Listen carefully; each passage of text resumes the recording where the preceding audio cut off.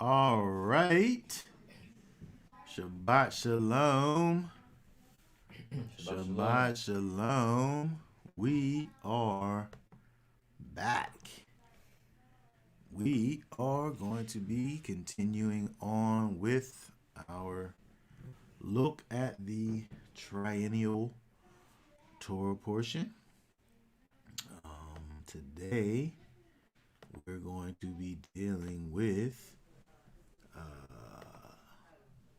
Leviticus. There's actually two chapters. We're kind of going to we'll look at a few things in chapter 22, and then also we'll deal with chapter 23. 20 chapter 23 deals with a look at the holy days. A look at the holy days. So we'll go ahead and we'll deal with chapter 22, and then we'll move on to take a look at the high days in the chapter 23. So we'll go ahead and pull up for us to look at a few points in Leviticus chapter 22. Let me pull that up for us. Go ahead and take a look at that. And we'll just have us read, we'll just read the first 8 verses. Here, let me put this on the screen here. Leviticus 22, 1 through 8. Nice and loud. And Yahweh spoke to Moshe, saying, Speak to Aaron and his sons, that they separate themselves from the set-apart offerings of the children of Israel, and that they do not profane my set-apart name in what they set apart to me. I am Yahweh. Say to them, any man of all your offspring throughout your generations who draws near the set-apart offerings which the children of Israel set apart to Yahweh, while he has uncleanness upon him, that being shall be cut off from before me. I am Yahweh.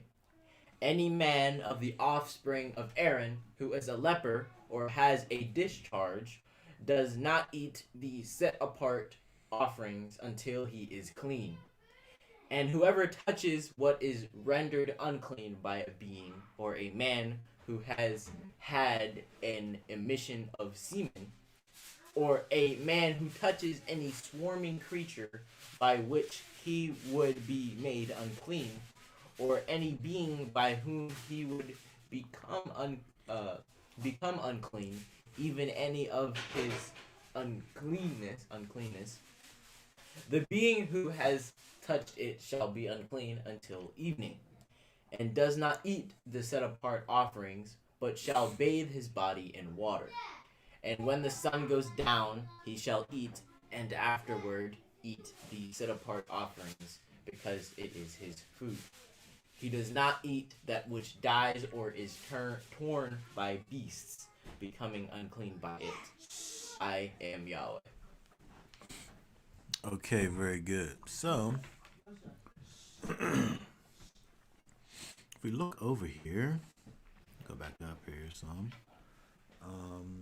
where it's dealing with the priests not being able to take part in the holy gifts or the offerings, various offerings the priest was able to eat.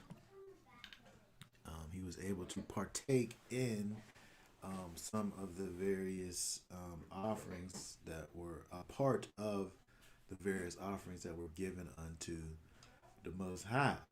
But if he was in his uncleanness, then he wasn't able to partake in the holy things. And so when we think about, talked about this before, the uncleanness uncleanness is not a sin in of itself, right?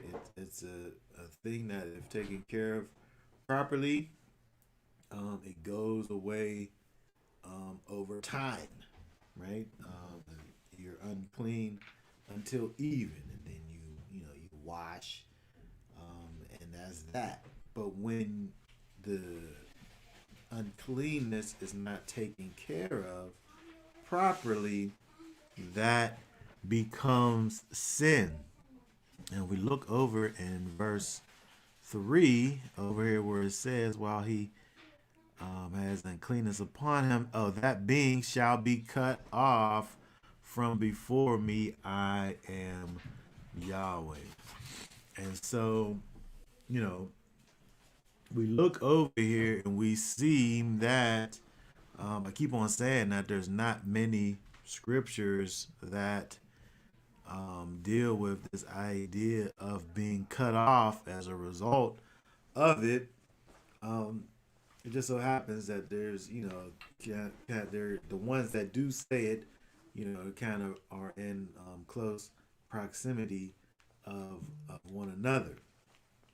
But we see over here for the priest to operate in the office of the priesthood and be in his uncleanness, and he, it says, will be cut off from Israel. And so when we look over here, um, the priest was not able to be unclean and perform his duties. Right? He wasn't able to perform his duties when he was unclean. If we remember from last week, we talked about, um, the priest being able to be unclean for their close relatives, but the high priest, he was not able to be made unclean. And so when we look over here, thinking about this, again, seeing that the priest always had to be on duty and he always had to be ready to perform his duties. So when we look at these verses over here, the priest, it was necessary for the priest to honestly deal with these concealed things, right? These things that were not seen. Because some of these things, if he had leprosy on him, that's something that, that potentially could be seen. But it's also something that could be concealed. Some of these other things, um, you know, different emissions and touching swarming creatures. There's different ways that he's able to have been made unclean, um, and these things actually being concealed. Where he's the only one that knows the thing. And so when we think about what that kind of causes us to think about is understanding that um, you know the Most High, the Most High actually um, is able to see the concealed things. He knows, you know, what is hidden and what is for everyone to see.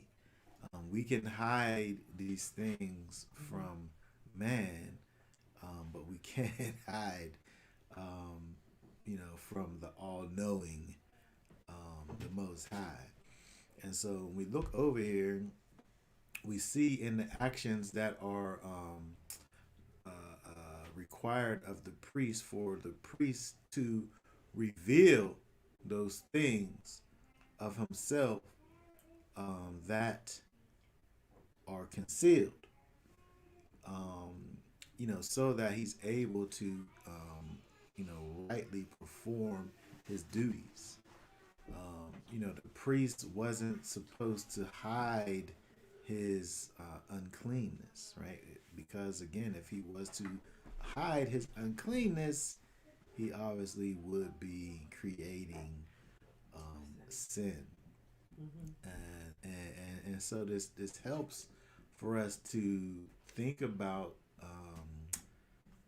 you know something that we're actually able to look at this and learn and know and to understand with the idea of concealing our hidden sins, because we're only hiding them from people, right? But we're not hiding them from the one that it even matters with anyway, right? If I have these sins that I'm doing or that I do, it's not going to hurt other people in the least bit, potentially. If I sin a sin, I'm sinning against the Most High. And so for one to try to conceal these things from people, you're hiding it from the wrong one, right? It don't matter if I can't see it, right? It don't matter if nobody else is able to see the thing, because the sin that you're sinning against the Most High. So you want to look at a couple scriptures, just because when we think about this thing that's going on with the priest, it caused me to really think about this idea of uncovering the concealed things over here. If we go to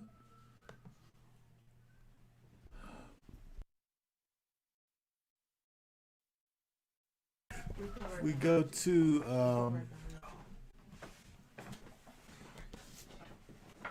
okay, if we go to Proverbs here, let's see. Proverbs 15.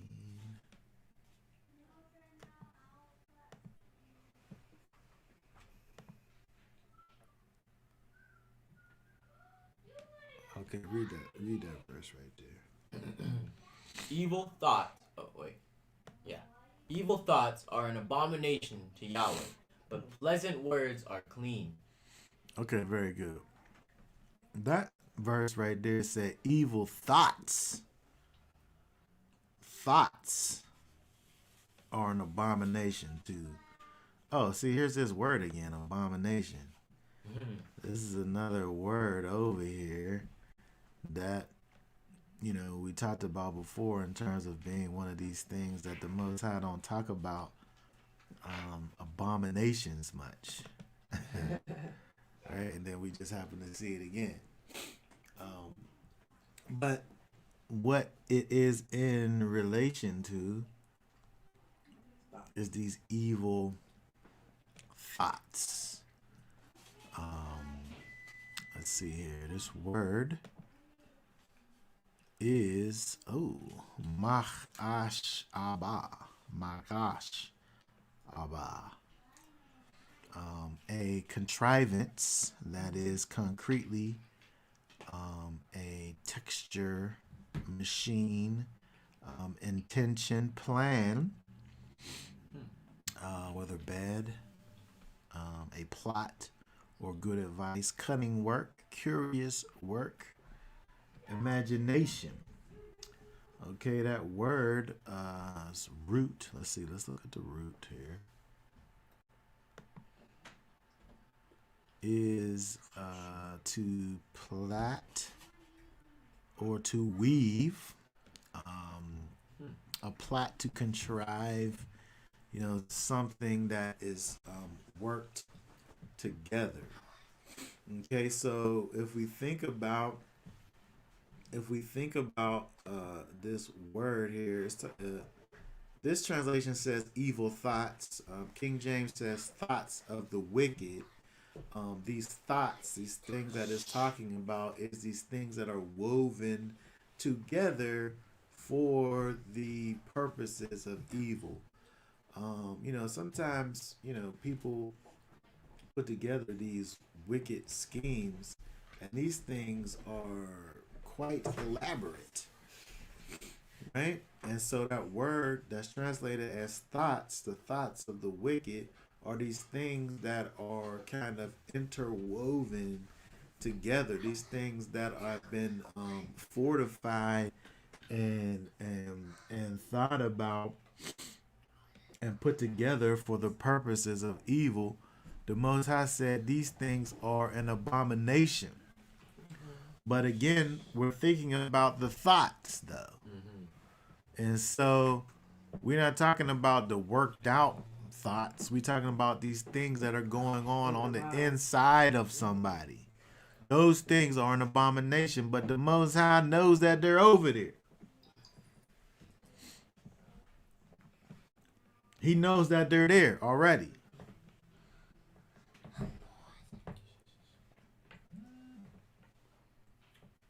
Okay, and so that's what we thinking about when we think about this. The Most High knows what is in the hearts of man. Let's look at Psalms. You can't hide. Uh-huh.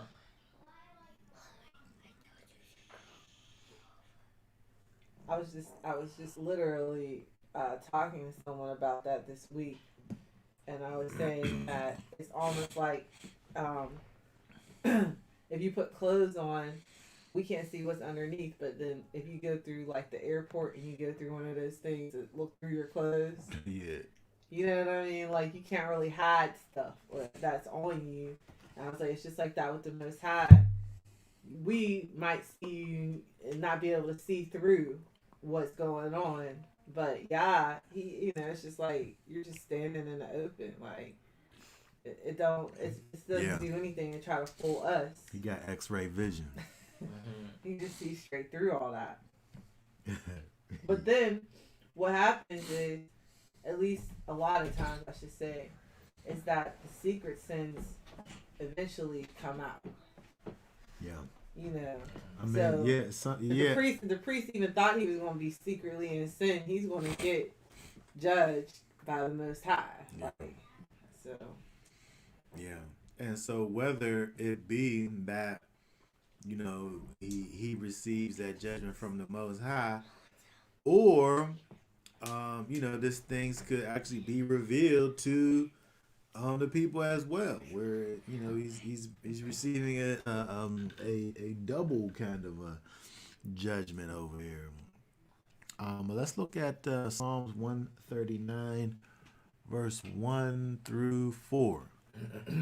O Yahweh, you have searched me and know me. You know my sitting down and my rising up. You understand my thought from afar. You sift my path and my lying down, and know well all my ways.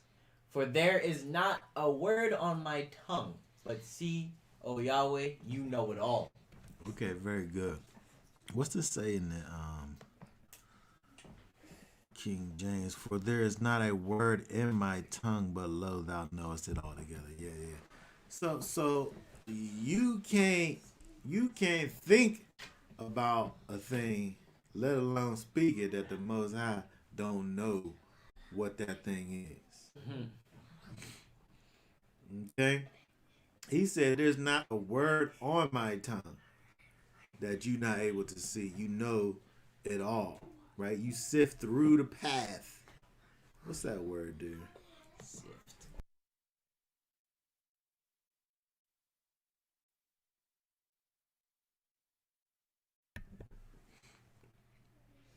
This word here, path. What is this here?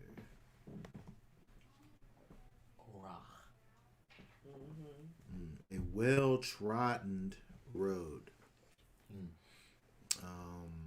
Also a caravan, manner, path, race, rank, traveler, troop, or a way.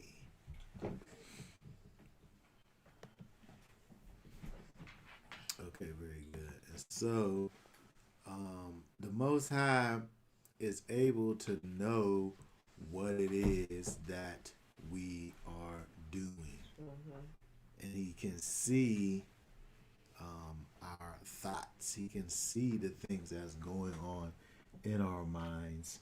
He's able to see and know, what we're doing. We can't hide from the Almighty. Let's see here.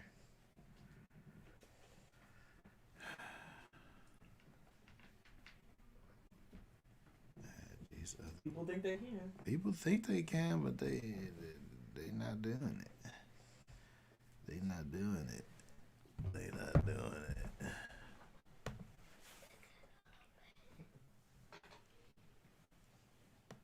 Go over to Revelation. I think it's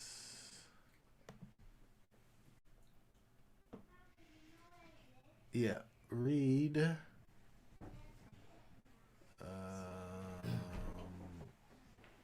Just read 22 and 23. See, I am throwing her into a sick bed, and those who commit adultery with her into great affliction, unless they repent of their works.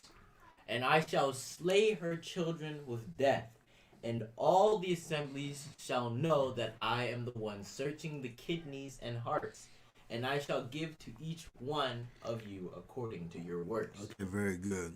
He said that I am the one searching the kidneys and the hearts. Innermost being. He is searching those inner parts of you. And that's what you getting judged by. When you sit up here, he said, I shall. Interesting. That shows you that this was a Hebrew thought process, because the kidneys and the hearts being the innermost organs and all that stuff. Yeah. And he ain't talking about what you ate. Actually, your kidneys filter your blood. So he's searching in blood, and the life is in the blood. He's searching through your life and your heart, the heart that pumps the blood, the thing that filters the blood, and the thing that pumps the blood. He's the searcher of those things. Okay, and you are going to be judged according to your works. And so again, we look at this priest over here, and the fact that it was necessary for him to be clean when he performed his duties, but it was also necessary for him not to try to conceal certain things in his life. He had to allow for those things to be known if something was to come about. And likewise, it's futile for us to try to hide things in our life, again, because we're only hiding them from the people where it doesn't really matter whether they see it or they don't see it at the end of the day. Because the one that searches the kidneys and the hearts is the one that's going to judge you. And, that's the only one that matters. And so I just was reminded of that, as I looked over at Leviticus chapter 22. As it relates to the priest. Let's go back over here.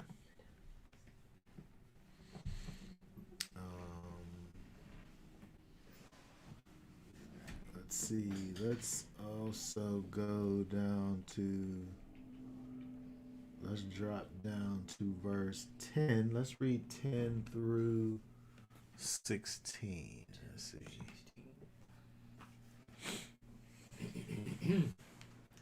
And no stranger eats the set apart offering.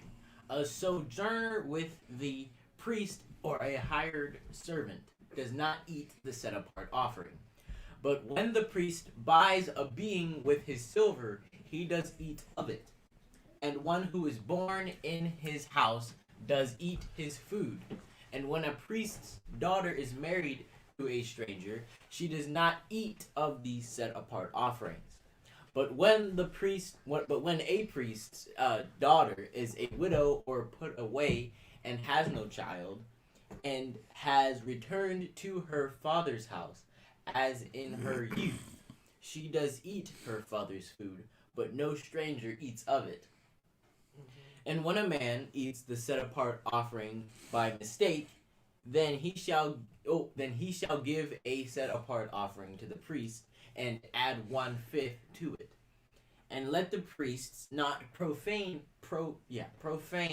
the set apart offerings of the children of Israel which they lift up to Yahweh, or allow them to bear the crookedness of trespass when they eat their set apart offerings, for I am Yahweh who sets them apart. Okay, very good. So again, when we think about we talked about some weeks ago the holiness of the offering. Mm-hmm. The fact that the offering was this holy thing. And so when we get to the place where we're talking about the priest's portion of the offering, that too is this holy thing. Mm-hmm. And so we see that if this thing was available for the priest and his family, if you wasn't part of the priest's family, then you wasn't able to partake. Mm-hmm. Right? He said when the priest's daughter was married to a stranger, she does not eat anymore. Stranger? If the priest's daughter is married to a stranger, she does not eat anymore. But when a priest's daughter is a widow or put away and has no child and has returned to her father's house, all of those things, she is able to eat. Right? If I would assume that she needs all of those things. Like that's the formula. She's the priest's daughter is a widow or put away, one of those things, and has no child. So either a widow or put away, divorced, and without child, right? And has returned to her father's house of her youth. She's able to eat, but no stranger eats.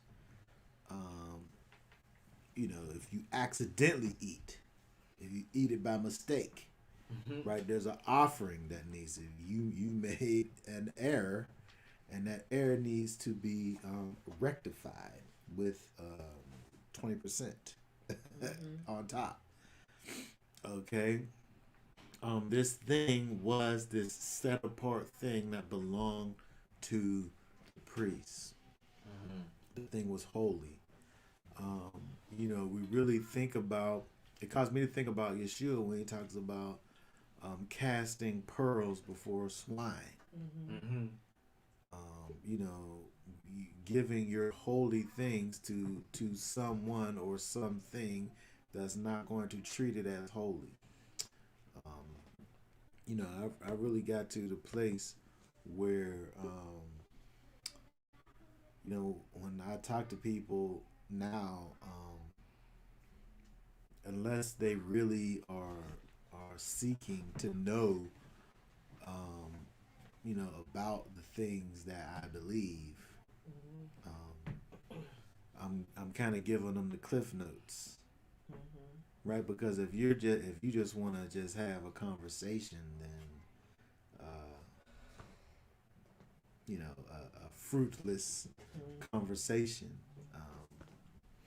I'll answer your questions. But there's a difference between somebody just like small talk and people really inquiring. Um, and you know, I think about the fact of giving holy things to the unholy. Mm-hmm. Um, the unholy need to know one thing, that they're, And wicked. Yeshua. They're wicked, and they're sinners, and they need salvation. Mm-hmm. Beyond that, nothing else matters. If a person's not able to have their cold, wicked, dead, cold heart healed, until they've done that, you know, that's the only thing that matters. And so when we think about these offerings that belong to the priests, and these holy things that are only made available to the holy ones, I kind of think about the same thing. These things that belong to the Most High, Mm-hmm. these things that belong to the Almighty, um, you know, they don't belong to those that don't belong to the Most High. Mm-hmm. And so, people can get themselves in the door, and then now you can deal with these things over here. I mean, this is the same kind of concept I think is important, in regards to Passover, Feast of Unleavened Bread. Um, you know, you find in Israel today, people really treat Passover like it's like the Christian people treat Easter, as to where, if you're just like a regular Christian person, that might be the day that you go to church a year. Maybe you go around Christmas time. I don't know. People go to church on Christmas. You don't They go. go to church on Easter. I don't know what they do. I don't know. Well, Catholics might go. I know for a matter of fact that Easter's a church day. Mm-hmm. Like if you're not a practicing Christian, but you're kind of loosely associated with Christianity, if you go to church on any day, It'll be Easter. that's the day that you go. It don't matter how your life is, right? It don't matter how connected or disconnected you are from the Most High. Mm-hmm. And I feel like people treat the Feast of Unleavened Bread, or should I say Passover, in that way, and it's wrong. Mm-hmm. It's wrong. It's not this thing that's supposed to just be for any old body, right? You're partaking of the Lamb of Elohim. Mm-hmm. And so you're partaking of this holy thing, and so you got to be holy. That's right. The thing don't make you holy. You got to already be holy, and then now you're able to partake. And so when we look over here, this is an example of this thing where it talks about the fact that no layman is able to eat the holy gift. No person that's not connected, no outsider is able to partake in this thing that has been set apart unto the Most High. Mm-hmm. Now, within the Hebrew people, they have conferences for Passover. Yeah. They have people coming. They don't know how they lived. They don't know if they was immersed. They don't know anything. They just pay a fee, and that's what gets them admitted into the conference. Yeah. But it's like, I believe for the priesthood right here, and people get offended too. I think people be like, well, what makes the priest so much better that they get to eat the offerings and we don't? The carnal mind will take people there as well. Yeah. The priest gets to eat that, but I don't get to eat it. Yeah. And I think the main thing here is understanding the principle understanding the principle that's involved over here is very important. Okay? Mm-hmm. And so the principle that we see over here is this separation of holiness, holy ones, um, you know, from unholy ones being connected to holy things. Okay, and so the same thing, really, from a principle standpoint, we could say in regards to holy things, things that we deem to be holy. Mm-hmm. Okay, um, the Most High has set us, His people, apart and called for us to make a distinction, a separation between us and those things which are unholy. And so, when those things are mixing, combining, weaving together, this is this is going out of bounds over here. And so we see if as an example, when this stranger eats by mistake, right? When a man eats the set apart offering by mistake, he's now guilty of something. He's done something wrong. Okay, he owes now.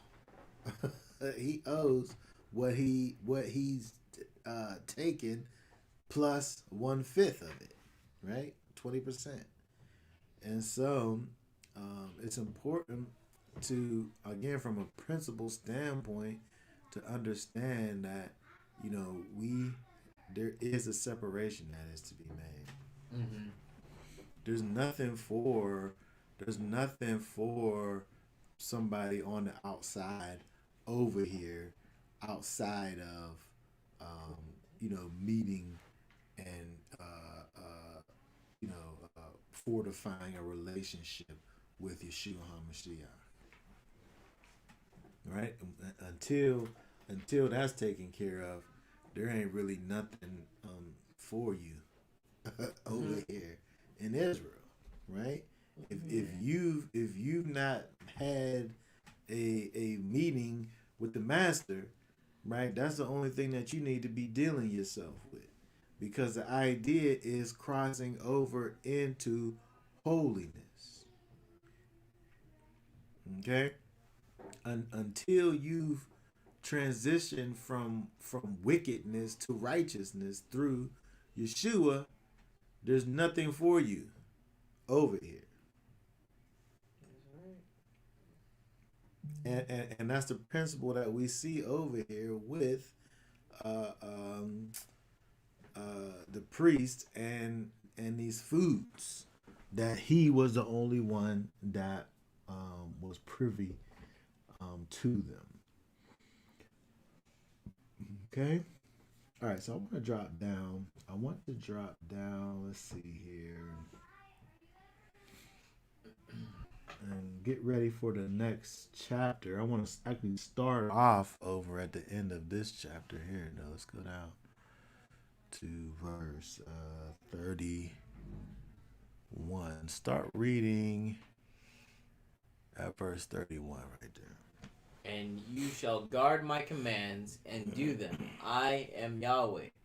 And do not profane my set apart name, and I shall be set apart among the children of Israel. I am Yahweh who sets you apart, who brought you out of the land of Mitzrayim to be your Elohim. Your Elohim, I am Yahweh. Okay, very good. So again, we see this idea of us, his people, given the task to guard the commandments, and do them, right? Because I am Yahweh, right? Do not profane my set apart name, and I shall be set apart among the children of Israel. And so, again, understanding the fact that the Most High set apart and he calls for a set apart people. And this is something that goes, throughout all that we do. Set apartness. Okay, and so as we go into chapter 23, we're able to see another level then of the set apartness when he deals with the set apart days and times. So let's just look at these one at a time and read from 123 through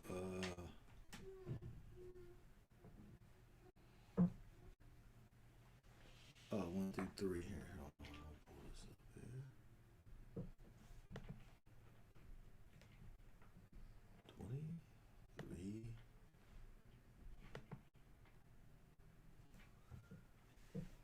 Okay, 1 through 3. And Yahweh spoke to Moshe, saying, Speak to the children of Israel, and say to them, The appointed times of Yahweh, which you are to proclaim as set apart gatherings, my appointed times are these. 6 days' work is done, but on the 7th day is a Sabbath of rest, a set apart gathering. You do no work. It is a Sabbath to Yahweh in all your dwellings. Okay, very good. So when we look over here, he just got finished talking to. He gave the Most High gave instruction to the people. He gave instructions to the priests. Actually, the priests, then the people, then back to the priests again. And so now he speaks to all of Israel and say to them, right? You're set apart people, but we also have set apart times unto the Most High where we are to proclaim set apart gatherings. Okay? And then now he's getting ready to go through all of these things. The first one being the Shabbat. Okay, so when we look at Shabbat, and understanding some of the spiritual significance of the Sabbath, well, first of all, the Sabbath is a picture of the beginning. Right? The Sabbath is a picture of the beginning. We look over here where it talks about our work in relation to the Sabbath. 6 days work is to be done, but on the Sabbath is the Sabbath day is rest. Right? We have 6 days of work, and one being that rest day because of creation. Right? It's a memorial of creation, and so the Sabbath is a picture of the beginning, but it's also a picture of the end. We look at the Sabbath; it's a picture of the beginning, creation, and it's a picture of the end, eternity, eternal rest, where we're able to rest eternally with the Most High. When we think about Shabbat helps us to understand understand who the Most High is, right? Who he is, what he is. He's creator. He's Elohim, right? We gain that from just understanding Shabbat, right? We're able to know who the Most High is and also what he is by understanding Shabbat. And so it's interesting that we see over here that he begins with Shabbat when we think about the idea of these set apart appointed times. when when we look at Shabbat and understand what it is, it helps us to do the first thing that we need to do whenever we come to the Most High, and that's know Him. Right? We have to be able to know who He is before we can just do anything.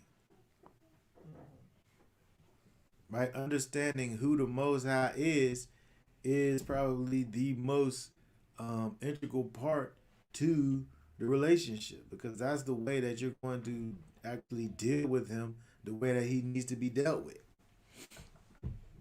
is understanding who he is, right? Having that fear of Elohim.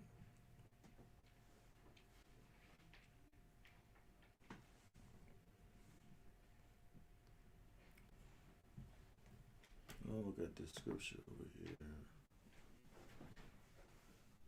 Revelation.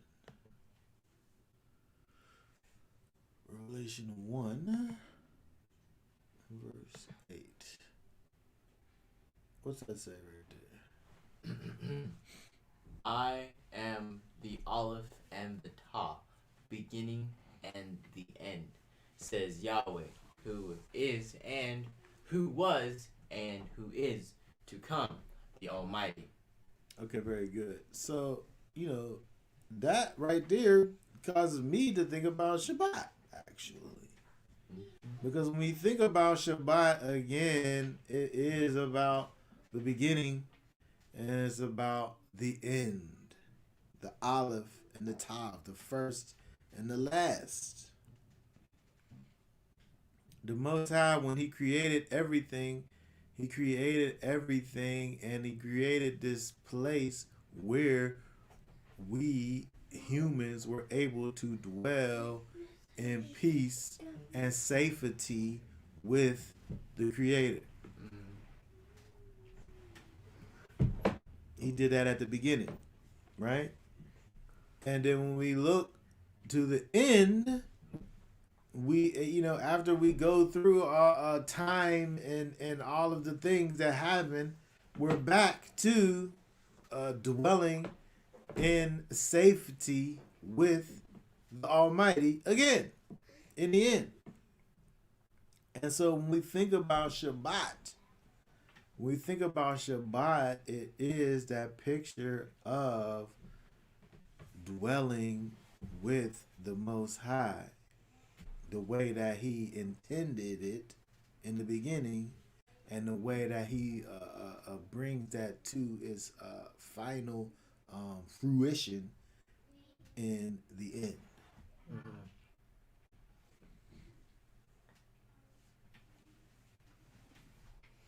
Shabbat. People don't respect the Shabbat. You know that. People don't respect the Shabbat. I don't like Shabbat. And people don't respect the Shabbat. But the Shabbat is something that gives you a picture of the way that the Most High wants to deal with us from the very beginning all the way up till eternity. I mean, obviously, it's every single week. So. It's every single week. We got these feasts. We got these feast days that we have annually, that we have once a year. 2 of them being 7-day feasts. But there's one feast in particular that's every week. The Shabbat. Okay. And also, talks about having that Mikra Kodesh on a Shabbat. And, a lot of people want to just do the rest part, not the... the rest part. The Mikra I know. Kodesh. I know. The Mikra Kodesh part. Hold on. Wait a second. Let me go. I was going to Leviticus, so I want to go back to... I was going to go to Exodus, so I want to go back to Leviticus. Because when you look over here, it's interesting because it says first 6 days work is done. Right? This is just a statement that's being made. Right? It's talking about Shabbat, but this idea here, 6 days work is done. There's 6 days that are regular. There's 6 days that are common, right? There's 6 days where you do all of your creating, right? The Most High created everything in 6 days, right?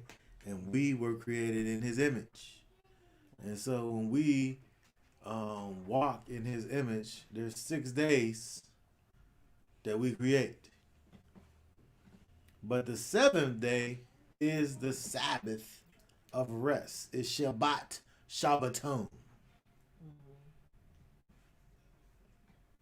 A set apart gathering. A set apart gathering. That's part of the thing.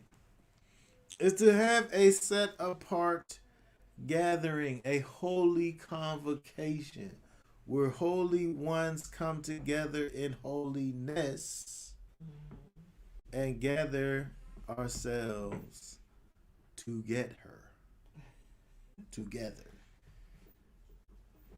And so this is indeed an important component that people say, oh man, I work so hard, I need to just lay in the bed All day. all day. That's not this. Right? You may be resting, but it's not even a holy rest. You lay in the bed every night. Every night you lay in the bed. Every night you just regular go to sleep and rest. Maybe you don't get many hours of sleep, but you sleep. So you do that all the time. So if you just stop at not doing work and call that your Shabbat, that's not your, you haven't done this set apart gathering part. You missed out on that part. And the other thing is that again, Shabbat being this picture of eternity, dwelling in the presence of the Most High. This set apart, this holy gathering, right? That's part of the thing right there. And so, people got to know about that. But I wanted to look at Exodus 31. Start reading at verse 13.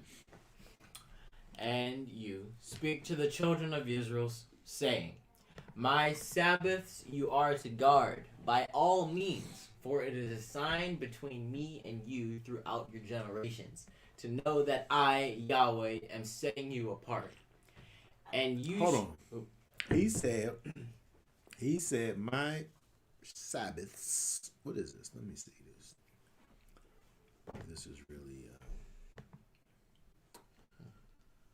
plural here.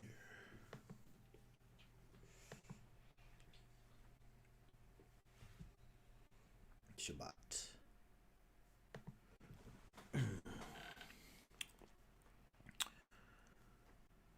Pull that up in the Hebrew text and see if that's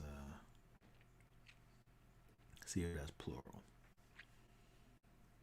Exodus 31.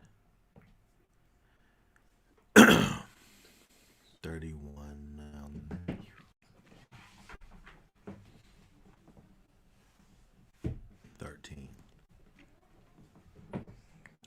But he said, you are to guard, right? Guard the Shabbat by all means, for it is a sign between me and you throughout your generations. To know that I am setting you apart. It's a way that you know that you've been set apart by guarding the Shabbat. This is a thing. Mhm. These people at this job I'm on, this I work in construction. These people, you got all these out of towners, and they love working on Saturday because they're out of town, they're away from their family. They want to get all the money that they could get. I tell them people real quick, I don't work on Saturdays. It's the Shabbat. I'm Jewish. I tell people I'm Jewish. That's something that they could understand. You hear me? Mhm. That's what I tell them. I say I'm Jewish. We don't work on Saturday. Mhm. But it's a way that you are set apart Mhm. by understanding that you're connected to the Elohim of Abraham, Isaac, and Jacob. Yeah. This is a sign that he put upon us, right, between me and you throughout your generations, forever. As long as you have people coming out of you and growing up, the next generations, as long as that's happening, this is a sign between me and you forever. It's a way that we are set apart, the Shabbat. This feast that we have every single week. Mhm. Okay, keep on going. Verse 14. And you shall guard the Sabbath, for it is set apart to you. Everyone who profanes it shall certainly be put to death. Oh my goodness. For anyone who does work on it, that being shall be cut off from among his Oh my people. goodness. He keeps on saying that you'll be cut off from among his people. But guess what? It really is. It really is a short list of things. Even though we keep on seeing it, it really is a short list. Okay. But this is on the list. If you profane the Shabbat, you're cut off from among the people. Mhm. If you profane the sign that's between me, between the Most High and His people throughout the generations, if you profane that thing, He said you'll be cut off from amongst the people. If you do any type of work, you'll be put to death. It said anyone who profanes it shall be certainly put to death. Anyone who does any work shall be cut off from among the people. So it's kind of two things. If you profane it in any way, you'll be put to death. If you do any work on it, that soul shall be cut off from among the people. It's very important. It's very important. It's very important. You as an Israelite, it is part of your identity. It's part of who you are. It's part of the thing that sets you apart from the heathens. Yeah. The Shabbat. There's Gentiles and then there's you. One of the main differences is the Shabbat. Verse 15. 6 days work is done, and on the seventh is a Sabbath of rest, Shabbat Shabbaton. Go ahead. set apart to Yahweh. Everyone doing work on the Sabbath day shall certainly be put to death. Yes, he said that. Go ahead. And the children of Israel shall guard the Sabbath to perform the Sabbath throughout their generations as an everlasting covenant. He said guard the Shabbat. Just like he said guard his commandments before that he set you apart. Now he's giving you this thing over here that is the sign of this covenant that he has set his people apart. He said guard the Shabbat, to perform the Shabbat throughout your generations as an everlasting covenant. The thing don't go away. Everlasting covenant. His people, the children of Israel, shall guard the Sabbath forever.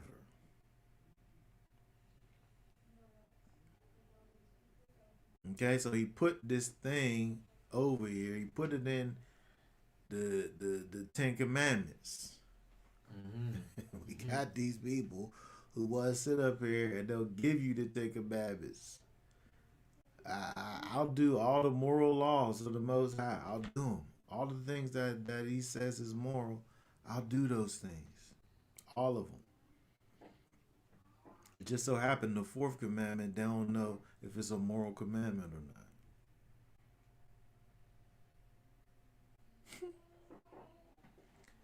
Meanwhile, he's saying over here that this is an everlasting covenant.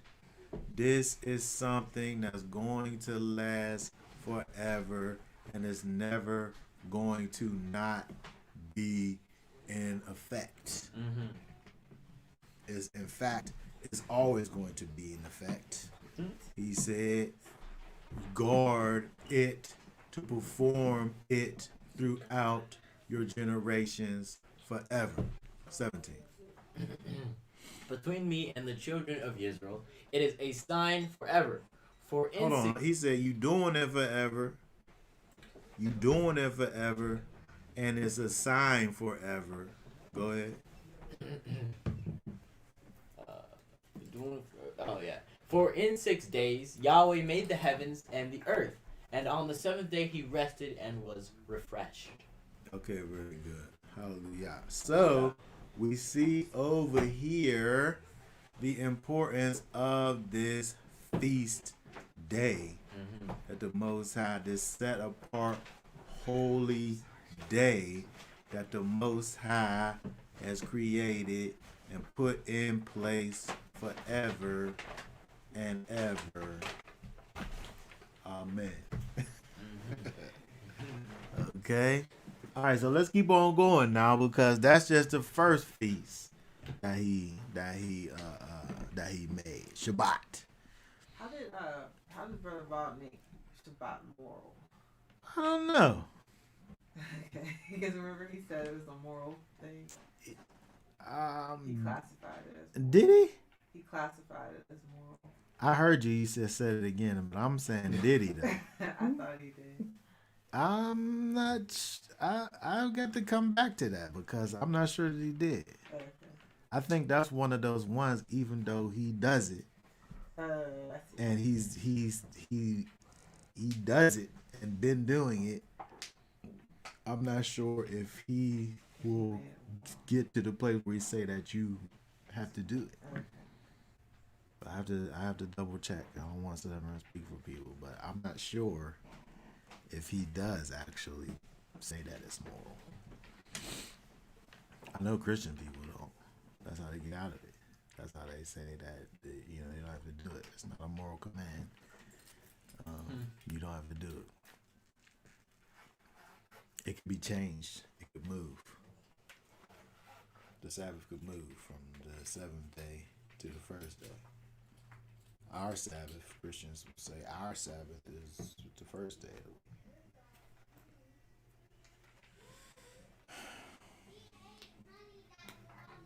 Okay. I keep on going because I don't want to start thinking about that right now. All right, so let's go back to Leviticus. Leviticus 23. And look at the feast days of the Most High. Because he got a whole bunch of them. We read about the Shabbat. Let us now look at, let's see here. We want to go from verse 4. Let's just read 4 through 8. These are the appointed times of Yahweh, set apart gatherings which you are to proclaim at their appointed times. In the first new moon, on the 14th day of the new moon, between the evenings of the Pesach to Yahweh. And on the 15th day of this new moon is the festival of Matzot. Matzot to Yahweh. 7 days you eat unleavened bread. On the first day you have a set apart gathering, you do no servile work. And you shall bring an offering made by fire to Yahweh for 7 days. On the seventh day, it is a set apart gathering. You do no servile work. Okay, very good. So we see over here where it talks about the Passover and also Feast of Unleavened Bread. And so let me just say this, because there's many people who will sit up here and say that over here we have two feasts being spoken of. We have Passover and then we have Feast of Unleavened Bread. The Passover, according to the scripture, let's look it up. Let's look at it. The Passover is the sacrifice. The Passover is the sacrifice. It's not a day. It's a moment. It's a time period. Okay, so if you look and if you refer back to my "When is a Day" video, we'll have to get that put at the end of this thing over here. We're able to understand that the at the 14th of even, as the 14th at even, as the new day is dawning, you're leaving the 14th day and going into the 15th day. And so when we see over here the 14th at even is the time when you slaughtered the animal, is not giving you a separate day or feast for that matter. The feast, the holy set apart time, is the Feast of Unleavened Bread. When we talk about Pesach, that is the sacrifice. It's the time for the sacrifice that was given for the that had to be eaten so that Israel could get out of Israel. If we was to go back, Egypt. If we was to go back and look in Egypt, in Exodus, you can very easily see the timeline where on the 14th day at even, they sacrificed the lamb that they had ever since the 10th day of Abib. On the 14th at even, they kill it, they slaughter it, they take out the blood, they put it on their doorpost, they cook the meat, and they eat the meat. And by the morning time, if they hadn't eaten all of the meat, they had to burn it. And then they left in the morning. And so when you look at that and see that they left in the morning, being the 15th day of the month, the day of that they left from Egypt, you see that the 14th day has come and is gone. And so when you look over here at this, it's giving you all of it, because again, the Pesach, the Passover, the sacrifice was done at a particular point in the day, at the day part in the day when the sun was going in his downward progression through the sky. That's when you did it. And so when we think about the spiritual significance of the Passover, again, it points us to Yeshua, the Lamb of Elohim, right? When we think about the Lamb of Elohim, we're talking about the sacrifice has made the thing that Yeshua did for us in terms of being our sacrifice. When you look back at the time when died, Yeshua died when the sacrifice was being slaughtered at the temple. He died at the time of the Pesach offering because he was the Passover offering. Yeshua was. And so when we look over here and we see this thing that we see over here with the Pesach, again, from a spiritual perspective, it helps us to understand who Yeshua is and what he has done for us. The Passover for ancient Israel, the blood on the doorposts was the thing that was done for the redemption of the people. When we look over at what Yeshua has done for us and understanding that his death, Yeshua's death, that again was at the time of the Passover sacrifice, was for the redemption of his people. We're redeemed by the blood that was shed by Yeshua HaMashiach. Okay, so again, when we think about Passover, and Feast of Unleavened Bread, there's the thing that we're able to kind of, one of the things that we're able to gain, at least from a spiritual understanding, is the redemption that we receive through Messiah, because it's an exact picture of what happened with Israel in coming out of Egypt, with the Passover lamb being the blood redemption of Israel. Understanding what it is that Yeshua has done for us in terms of being our Redeemer, understanding that he paid our sin debt with his blood. Understanding that he is our kinsman redeemer, and he brought us, we've been bought, and paid for with a price. And that price was the life that was given by Yeshua. Let me go over here to Romans. Let's look at the book of Romans.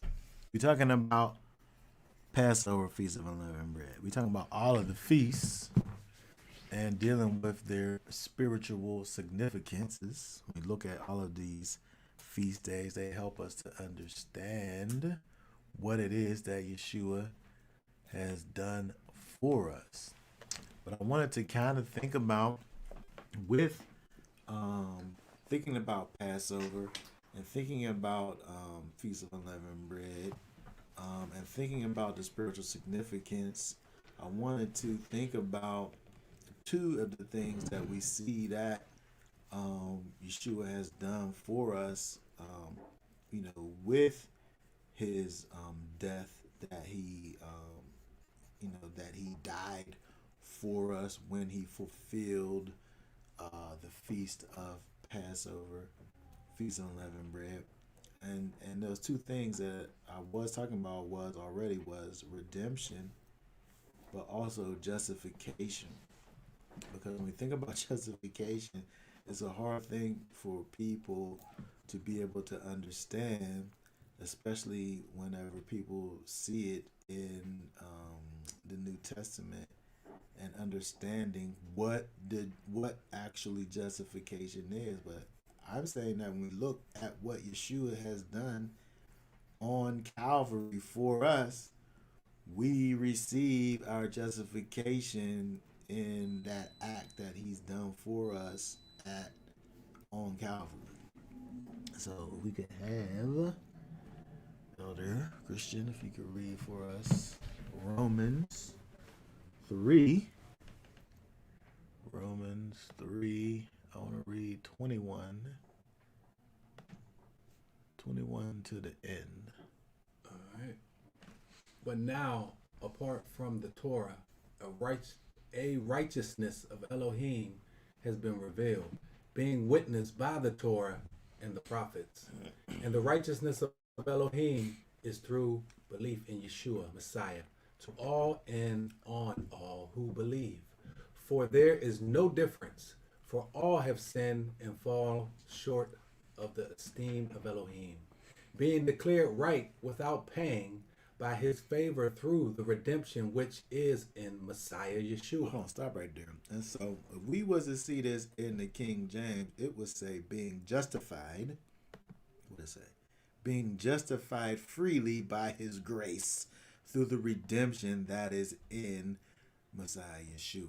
And so, understanding that the act that he did by dying and shedding his blood declared those that believe in it right or justified you. And so, yes, it's true when somebody sit up there and say, there's nothing that you could do to be justified. Mm-hmm. He did it all. Absolutely. That's true. True statement. He did it all. He declared you right when you believed in what he did. He said being declared right without paying, because he's talking about redemption. You're justified through the redemption, the price that he paid through his blood. When he died for you and your sins, you deserved death. You deserved to be dead for all of the terrible things that you've done, that I've done, that we've all done. We deserve death.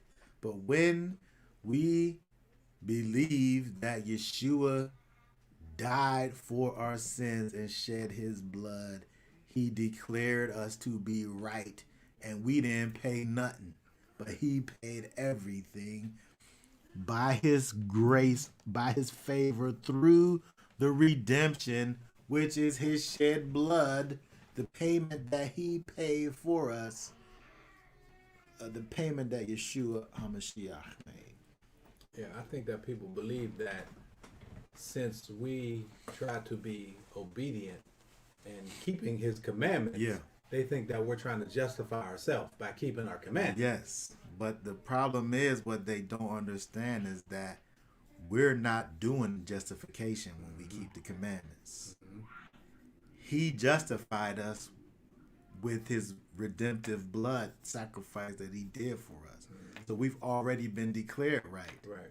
And so since he said you've been declared right, now we walk in righteousness, Right. which is us walking out the commandments. That's the part they don't get that. Don't get that. But it's so important to get, because he's giving it to us like this so that we can understand. He's using the terms this way on purpose. Because that thing that he did for us is achieving our justification and our redemption simultaneously. Read verse 35. 25? Yeah, 25. Whom Elohim set forth as an atonement through belief in his blood to demonstrate his righteousness, because in his tolerance Elohim had passed over the sins that had taken place before. Okay, hold that. So again, he's talking about the sins being passed over. He's talking about Passover. Yeah. He's talking about Yeshua as the Passover, as our Redeemer. And he's talking about us having faith in the blood that he shed, in the redemptive process that he did. And when we do that, we're justified. Right. We're justified by that thing that he did. Justification don't have nothing to do with us. It don't got nothing to do with you keeping the commandments or not keeping them. Right. Your justification is simply the Most High saying, I call you to be right Right. according to my standards. The judge says, not guilty. Right. Right. It don't matter. He saw the evidence, and the evidence kind of don't work in your favor, but the blood covered it. Right. When you believe in the blood, he said, you're clean. It's all about who you know. It's all about who you know. It's all about who you know. It always was. And when you know who Yeshua is and what he done for you, he justifies you. Yeah. And that's what we need to understand. You walking in his commandments and doing all that you can do got nothing to do with your justification. Because you already been declared right without paying. Right. You didn't pay. He paid. I mean, there's so many examples in life. Like, you know, there's places we all want to go and things we all want to do, but if you don't know the right people, you ain't going to them doors. You know what I mean? Certain doors don't open for you unless you know the right people. And Yeshua is that one that everybody needs to know. He that one. Just like I was saying earlier, there's a lot of wonderful, beautiful, magnificent things in this book. But don't none of these things in this book mean nothing to you unless you first know Yeshua. This don't got nothing to do with you. Nothing in here don't got nothing to do with you if you don't know who Yeshua is. Once you know who Yeshua is, and once you believe in the blood that he shed for your cold, filthy, nasty, wicked heart, and transforms it into a heart of flesh that he's able to shape and mold.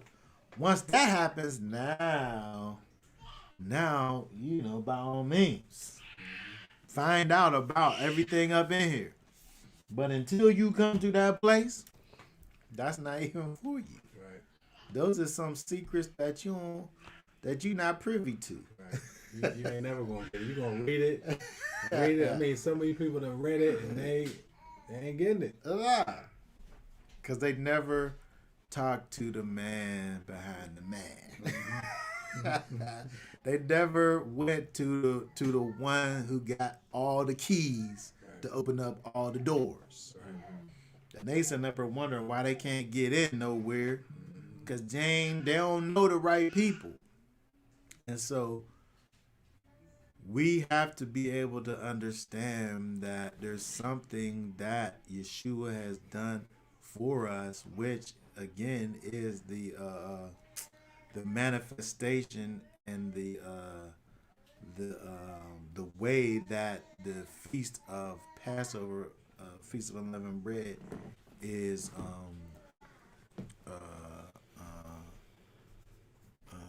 fulfilled. You know, when we understand what it is he did for us as being the Lamb of Elohim. Yeah. Let's see here. 26. To demonstrate at the present time his righteousness, that he is righteous and declares righteous the one who has belief in Yeshua. I mean, this is just straightforward. He's righteous, and he makes you righteous. He justifies you. The righteous one said, because you believed on what I did, you're right. Go ahead. Keep on going. Where then is the boasting? Is it shut out by what Torah? Of works? No, but by the Torah of belief. For we reckon that a man is declared right by belief without works of the Torah.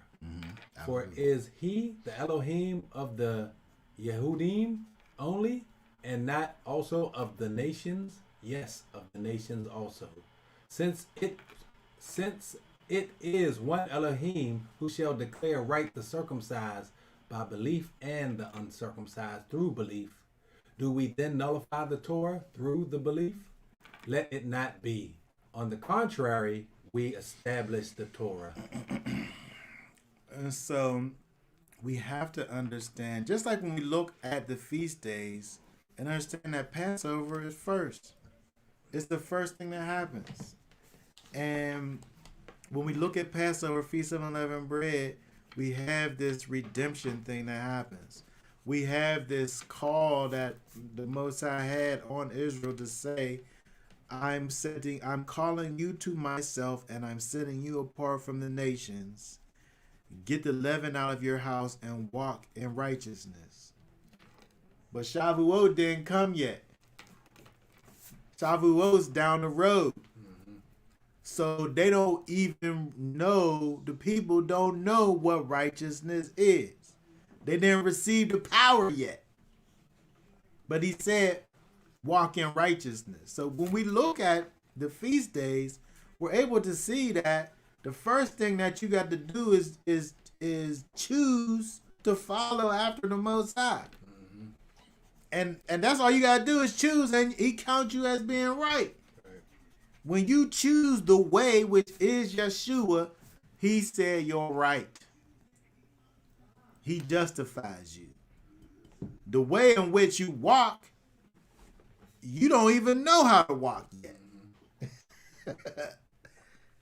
But you know that there's a lamb that's given his blood for you, and that you took in to yourself. Right? You had that experience already. The only experience that you've had is your experience with the Lamb of Elohim. Later on is when you deal with your walk. But he done already, so when you look over here, it don't got nothing to do with what you've done, what you're able to do, whatever. You didn't even receive the Torah yet. So how's something it don't deal with it. So when it says, do we then nullify the Torah through belief?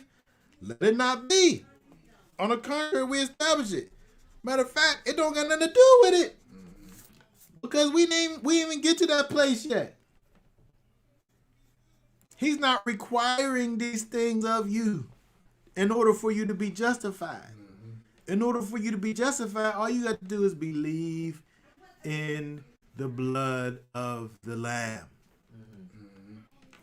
And when we get to Shavuot now, when he literally gives the Torah to the people, when he gives the Spirit to the people, now there's a way that you walk as Israel. But he's already made you to be his chosen people already.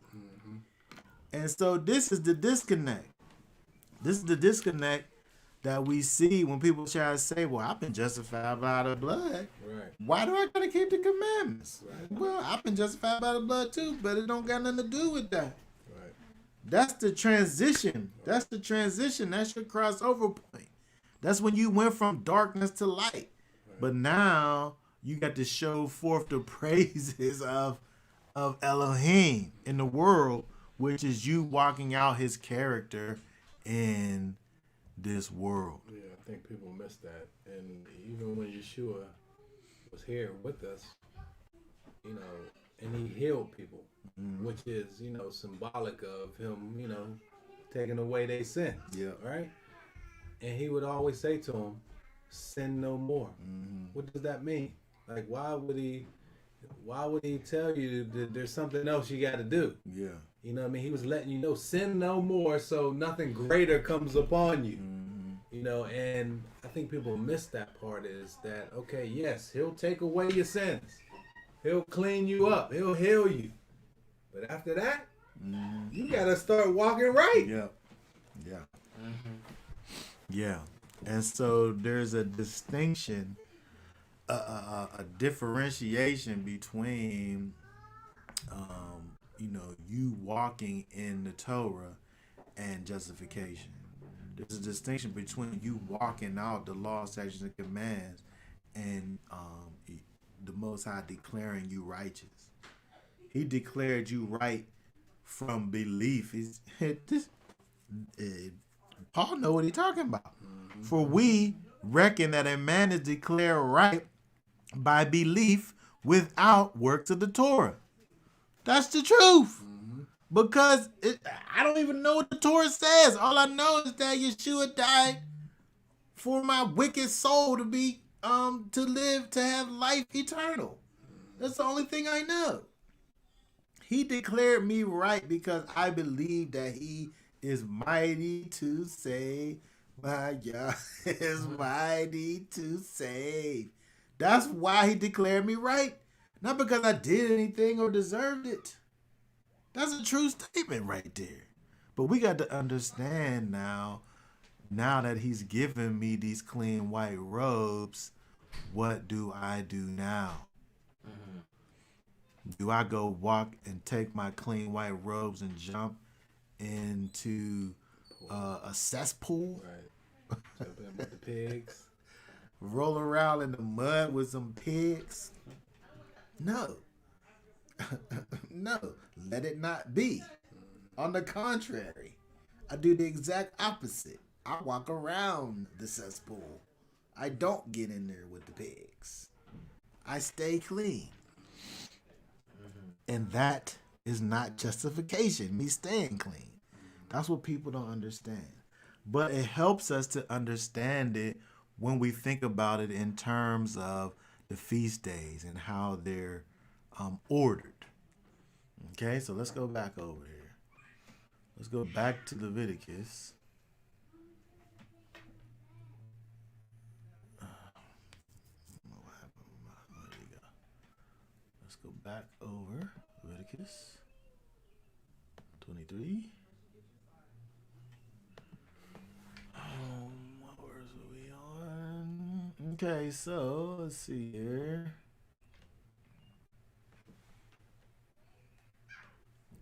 Let's begin reading at verse 9.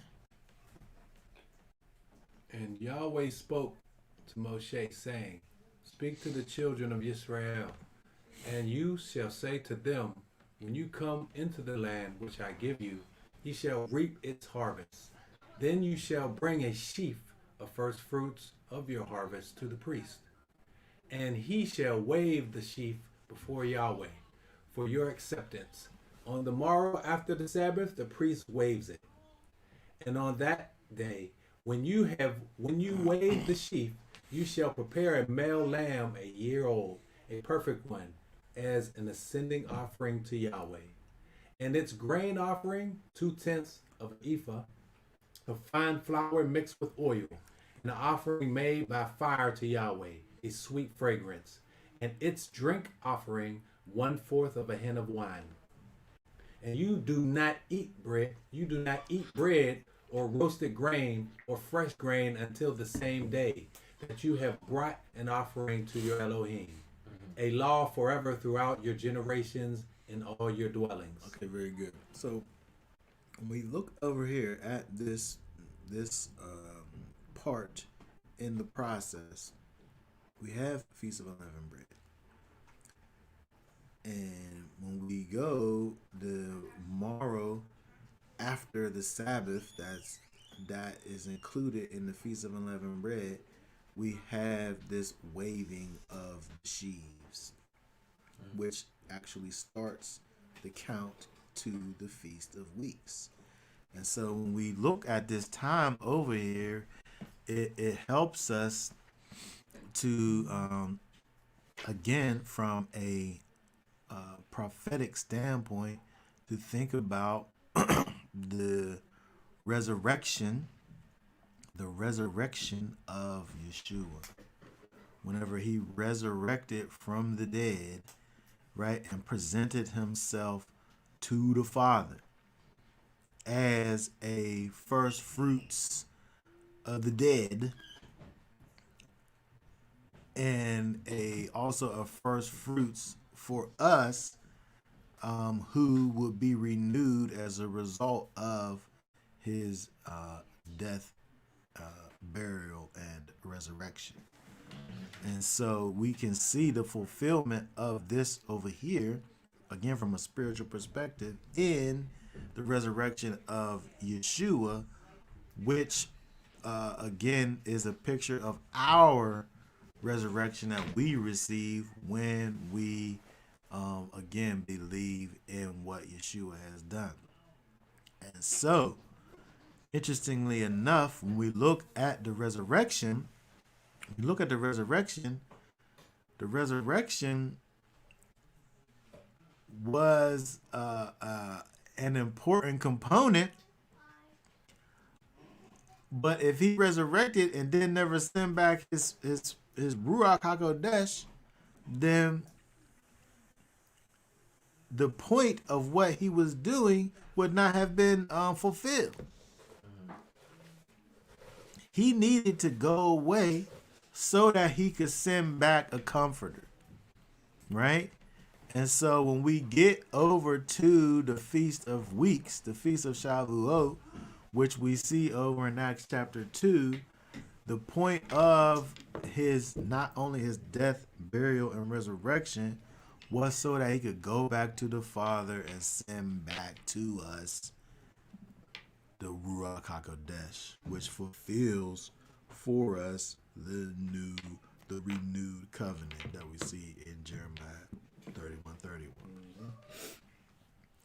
And so when we look over here with the Feast of Weeks, here, read for us. Let's see, start at verse 15 right there. And from the morrow after the Sabbath, from the day that you brought the sheaf of wave offering, you shall count for yourselves 7 complete Sabbaths. Until the morrow after the 7th Sabbath, you count 50 days. Then you shall bring a new grain offering to Yahweh. Okay, very good. So when we look over here, we see again, this is, like we said, we're 35 days into the count unto the 7 complete Sabbaths right now, right? We're 5 complete weeks into the 7-week count plus a day up to Shavuot right now. And so if we went back to the time of Yeshua when he died, right, the disciples and all that was waiting for Shavuot to come, where they could see the Spirit of the Most High poured out on all flesh. They were waiting for this time to pass over here, so that they could receive the Spirit. And so again, thinking about the feast days in the way that they happen, and also the way that they're given to us, we see that there was the time of choosing. That was Passover, Feast of Unleavened Bread, where you believed in the blood, you took the blood and you put on your doorposts, and you became the people of the Most High. Just right there, right? The relationship that the Most High, initiates with his people began with that initial act of obedience, which was to put that blood on the doorpost. They believed in the blood. They believed that blood was going to cause the death angel to pass over them. And right, so the same thing is true for us when we believe in the blood of Yeshua, and we put the blood of Yeshua on the doorpost of our hearts. We believe that blood is going to cause the death angel to pass over us, and we're going to have life everlasting. Mm-hmm. But the next thing that happens after that is the Feast of Weeks, where the Spirit is poured out, where the commandments are given. So again, we don't know yet how to please the Most High. We don't know yet all the things that he wants for us, that he likes, how he wants for us to live. But we've already chosen. We got into this contract and we ain't never read the fine print. Right. But he didn't ever present us with the fine print to read. No. He said it's good, it's fine. Everything's good. You can trust me. Agree everything right now. Okay, and we'll get into the particulars. We'll get into that later. But you mine right now as soon as you say it, as soon as you believe. And it's the same thing over here. You can't get around walking in righteousness. You can't sit up there and say that I can be a child of the King and also, living in gross iniquity. He has a law and a standard for his people, which is the law, statutes, and commands. He said what he was going to do in terms of the transformation of our stony hearts into hearts of flesh. And when we understand that the thing that Yeshua has done for us is the manifestation of that, how we get around the commands, the law, statutes, and commands is beyond me. Because when he's doing the things that he's doing, he's fulfilling what he said he was going to do in the so-called Old Testament, which brings about the new covenant, which is the law in your hearts. And so again, when we look at the Feast of Weeks over here, now with the Feast of Weeks, with Shavuot, with the pouring out of the Spirit, we finally got to the place of walking in righteousness, which if we was going to call it something, now we talking about sanctification. Now we're talking about set apartness, the process of walking in holiness. That's how we walk in righteousness after we've been declared right. But sanctification don't come first, though. That's what we got to understand. Paul tries to say it. Sanctification don't come first. You became redeemed not based on the price that you paid. You became redeemed not based on what you was able to do or not do. You became redeemed based on what Yeshua was able to do. But now that you've been redeemed, now that you've been bought with a price, now you walk in righteousness, which is our process of sanctification, which we do through the Ruach HaKodesh. Yeah, now that you mentioned that, just thinking about how the way people say, "Oh, I'm sanctified, filled with the Holy Ghost."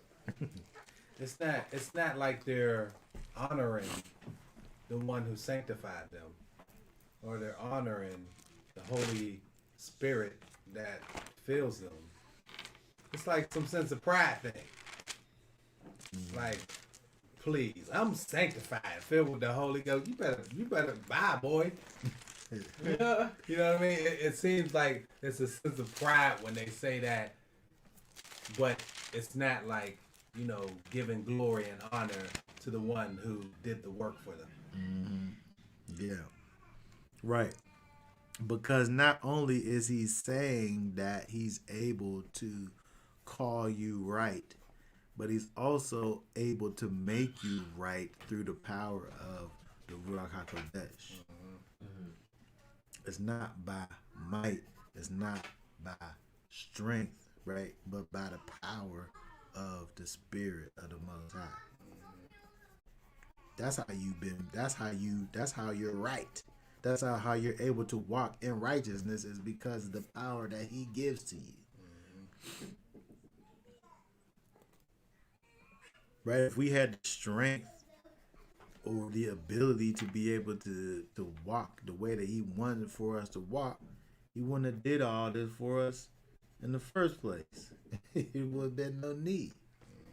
Right? He did it because it was necessary for us to even make it to this place. All right, let's keep on going down over here. We're going to just quickly go through these last few feasts. This is just a brief little kind of introduction, right, into the feast days that we see over here in Leviticus 23. Okay, so we have Shavuot. Let's go down to read for us.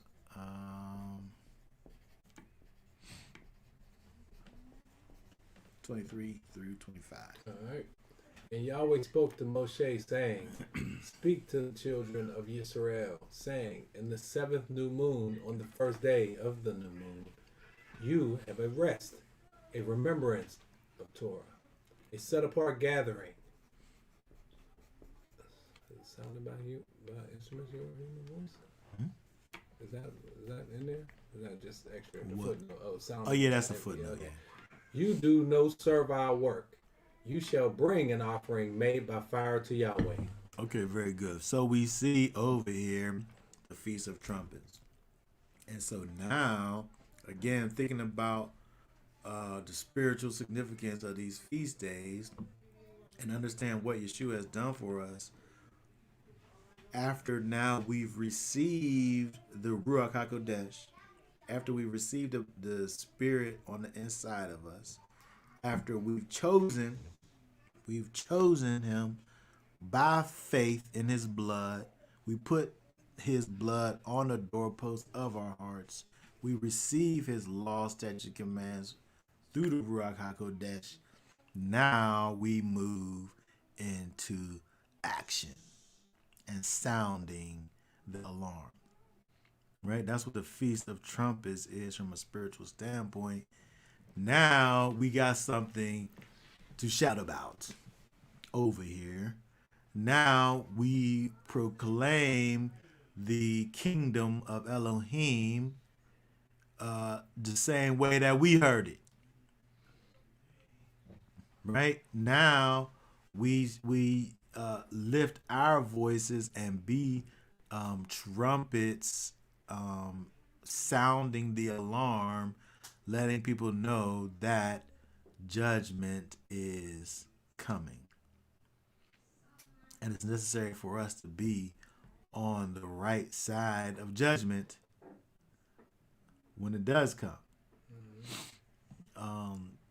When we think about the Feast of Trumpets, it is a call to an assembly.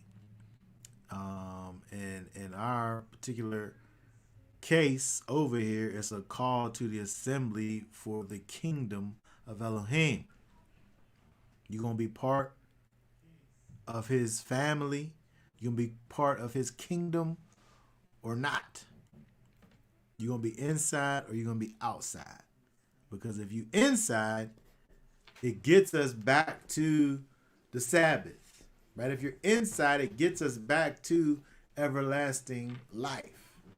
If you're inside, it gets us back to the place that he created for us from the beginning. But if you're outside, it gets you wrath and death and separation from the Most High. And so when we look at the Feast of Trumpets, it's a call, it's an announcement, a pronouncement of judgment, which is coming. Judgment, which is coming. Okay, and so now that we've been connected to the Most High, we're able to proclaim that, right? We're able to go and do the work. Right? When Yeshua said to His disciples, He said, go out here.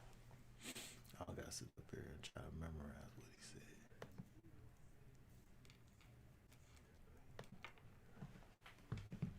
What did He say that at 26, I think? Or 28. I think He said at 26.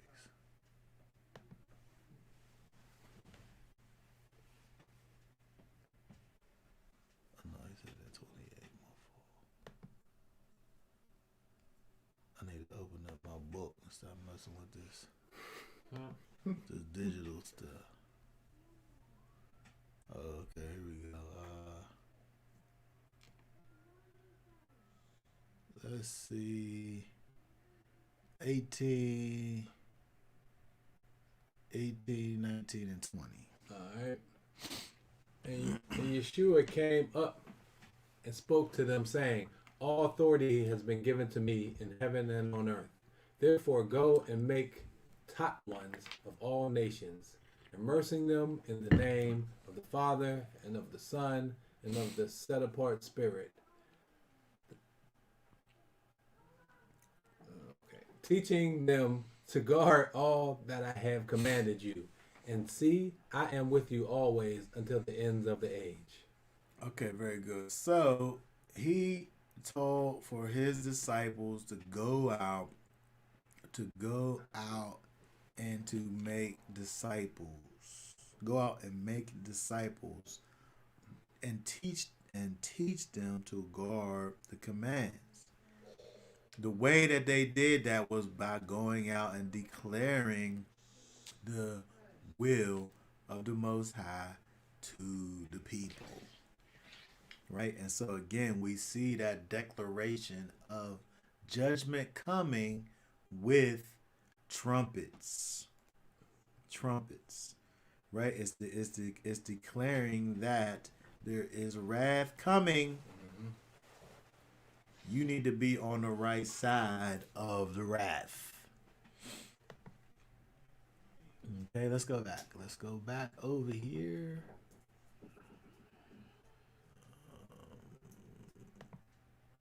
23.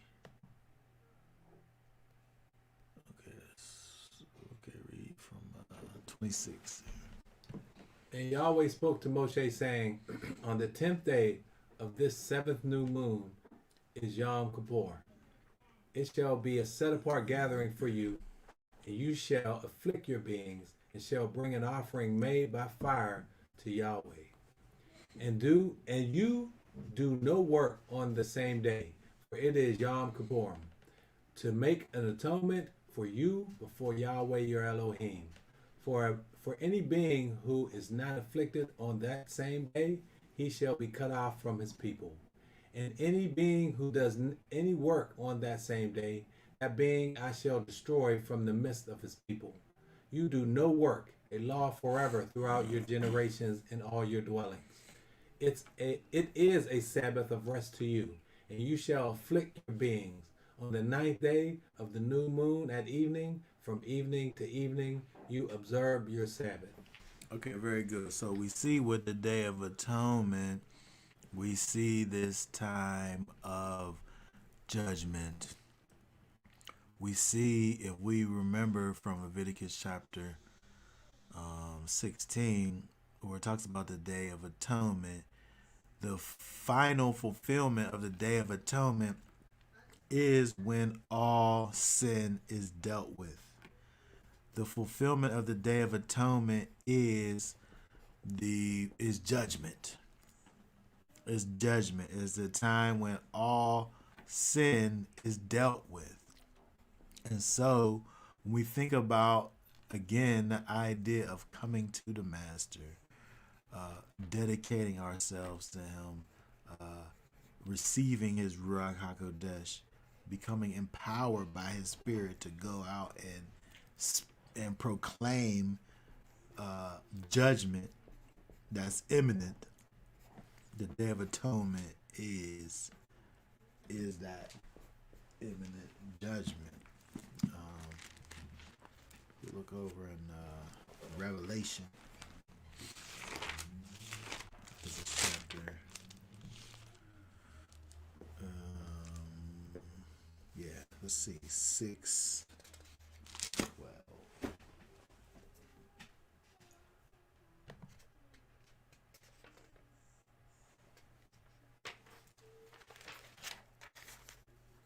Revelation 6. Okay, what's that say right there?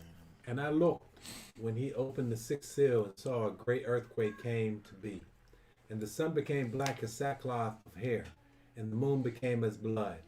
And the stars of heaven fell to the earth as a fig tree drops its unripe figs, being shaken by a strong wind. And heaven departed like a scroll being rolled up, and every mountain and island was moved out of its place.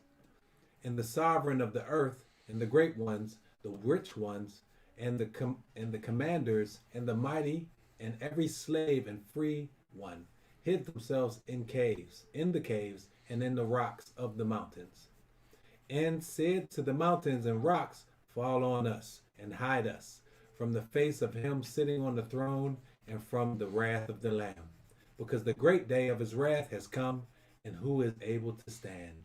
Okay, when we look over here and see this wrath that's coming, that's being poured out on the people, right? When the stars fall from the earth, right, and the sun becomes black as sackcloth, and the moon is like blood.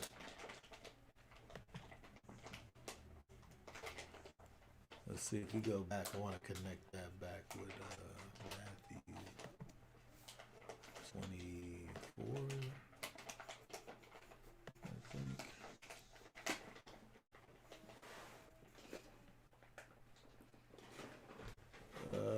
Yeah, 24:29. And immediately after the distress of those days, the sun shall be darkened, and the moon shall not give its light, Oh, that's just what we look at that in Revelation. Good. and the stars shall fall from heaven, and the powers of heaven shall be shaken. And then the sign of the son of Adam shall appear in this heaven. And then all the tribes of the earth shall mourn, and they shall see the son of Adam coming on the clouds of heaven with power and much esteem. And he shall send his messengers with a great sound of a trumpet, and they shall gather together his chosen ones from the four winds, from the end of the heavens to the other. Okay, very good. And from one end of the heavens to the other. So when we look over here and we see where Revelation and talk about this time that's gonna happen, who's gonna be able to stand, and also the connection with the whole idea of the moon not giving its light and the sun being darkened and all these things is going. This is the time of judgment that happens after that last trumpet is sounded. And so when that judgment takes place, that is going to be the time again that all sin is dealt with. Okay?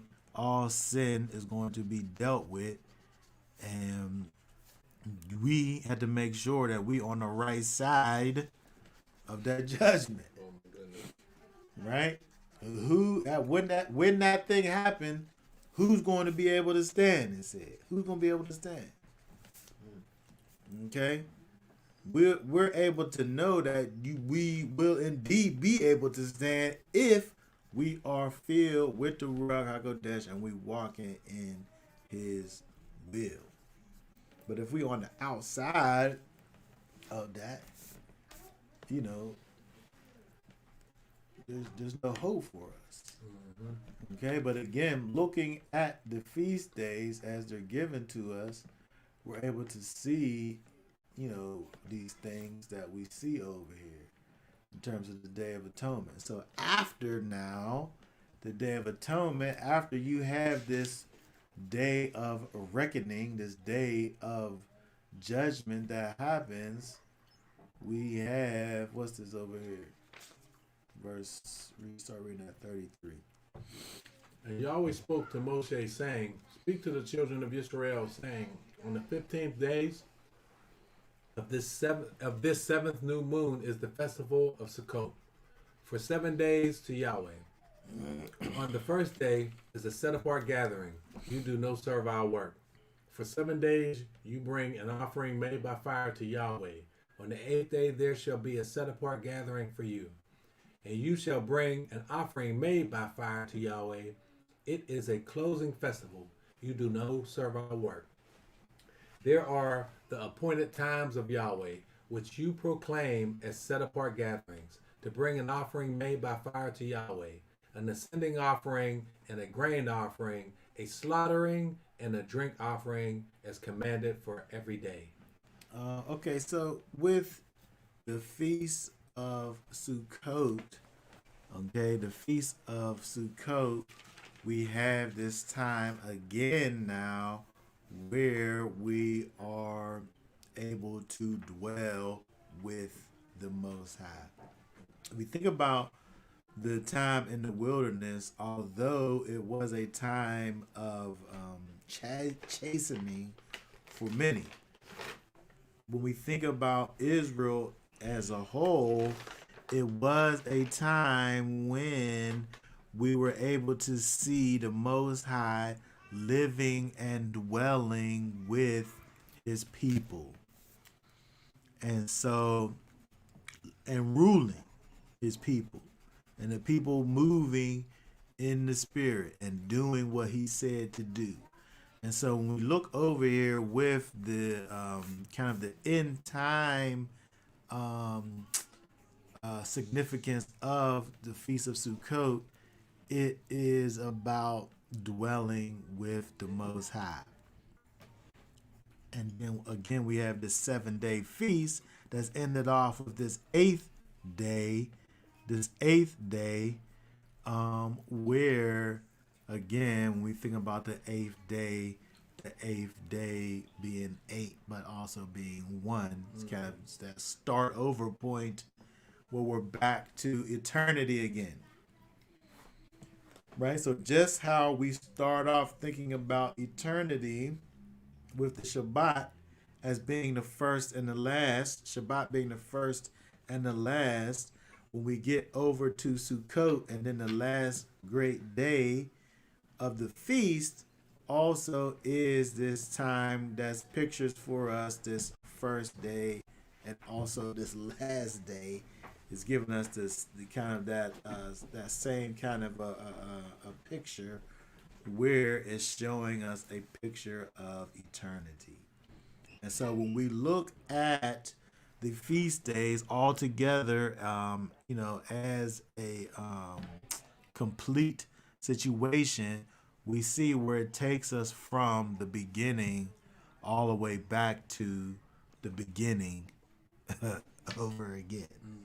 And so, it's interesting when we look at these feast days, it helps us to understand who Yeshua is and what he's done for us.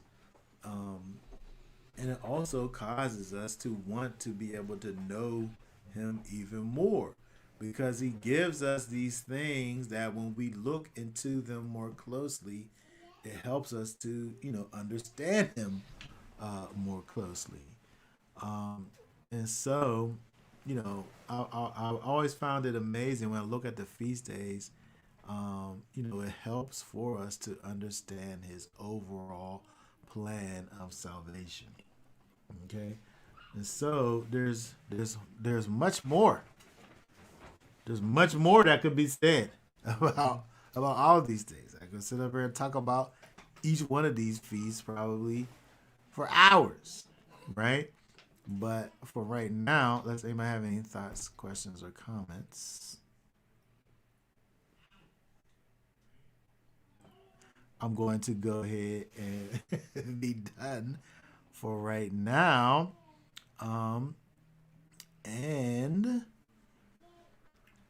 y'all willing, we will be back on next week and talk about some more of this law, statutes, and commands, this Torah that the Most High has given to us, that help for us to move in the direction that he has for us to go. Okay, so for now, we're going to say then, Shabbat Shalom. Shabbat Shalom. Y'all willing, we'll be back on next week.